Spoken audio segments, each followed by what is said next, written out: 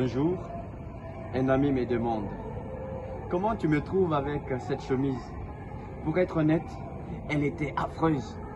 Mais quand je l'ai regardée, il souriait comme un enfant qui venait de recevoir son premier costume.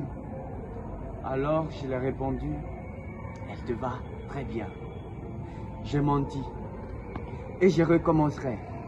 Parce que non, mesdames et messieurs, il ne faut pas toujours dire la vérité. Depuis l'enfance, on nous enseigne que la vérité est une vertu. C'est vrai, mais aucune vertu n'est absolue.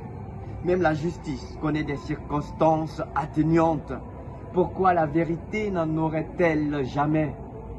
Car tous les mensonges ne se ressemblent pas. Il y a le mensonge qui manipule. Celui-là détruit. Il y a le mensonge de la peur. Celui-là révèle la faiblesse. Mais il existe le mensonge qui protège. Celui d'un médecin qui choisit ses mots avant d'annoncer un diagnostic. Celui d'un parent qui laisse un enfant dormir avant de lui apprendre qu'un proche vient de mourir. Ce n'est pas fuir la vérité, c'est préparer le cœur à le recevoir. L'histoire nous l'enseigne. Pendant la Seconde Guerre mondiale, des familles ont caché des enfants juifs et ont menti aux soldats nazis. Fallait-il dire la vérité ou sauver une vie? Vous qui m'écoutez, personne n'aurait choisi le bourreau. En Afrique aussi, nos traditions connaissent cette sagesse. L'arbre ne livre pas tous ses fruits le même jour. Certaines vérités mûrissent avant d'être dites. Le silence n'est pas toujours une lâcheté, c'est une preuve de responsabilité. Et puis, qui possède la vérité? Le philosophe nous rappelle que chacun de nous regarde le monde depuis sa propre fenêtre.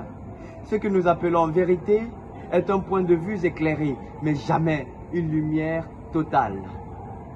Alors, exigeons moins la vérité brute, davantage la vérité juste. Car une vérité sans compassion est une arme. Une vérité sans discernement est une violence. Une vérité sans amour cesse parfois d'être utile. Alors non, il ne faut pas toujours dire la vérité. Il faut toujours servir l'humanité.